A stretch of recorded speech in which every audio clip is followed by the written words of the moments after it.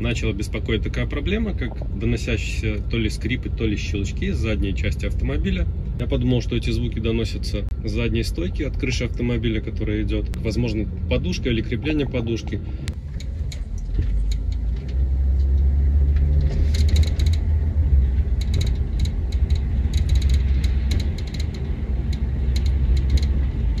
Но сняв кожух стойки, я не обнаружил никаких проблем.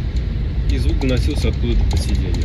Разобрав сиденье, обшивку багажника, я обнаружил следующее. Методом пробы поисков выяснил, что происходит закусывание металла на стыке этих двух панелей. Вот задняя дверь, снимается внутренняя обшивка багажника и доступна вот эта вот металлическая часть. Тут два металла внахлёст друг на друга скреплены точечной сваркой. И вот эти вот две металлические части при проезде неровностей создают между собой щелчки. Если зажать, они пропадают.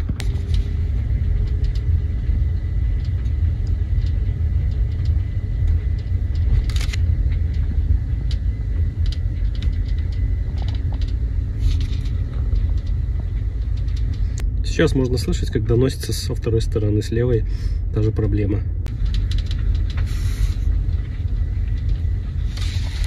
Смотрим с другой стороны.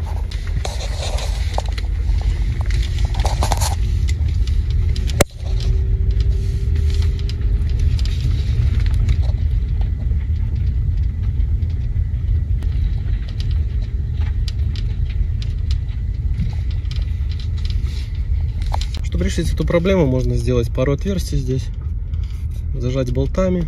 Непонятно, почему на заводе не заложили в этот стык шовный герметик, потому что если посмотреть на вот эти кузовные панели, тут шовный герметик есть, и там он есть. А вот здесь на стыке этого металла нет. Видимо, потому что с улицы не контактирует. Может, кто-то столкнется с этой проблемой. Проверьте это соединение. Один ложится в багажник, второй за рулем. Я решил просверлить отверстие. Берем сначала сверло на 5,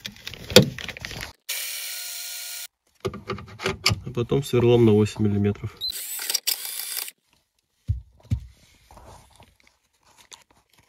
И в итоге получилась вот такая вот конструкция.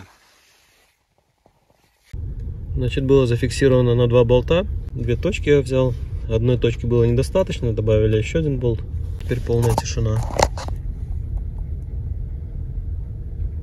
Точечная сварка не играет, щелчков нету.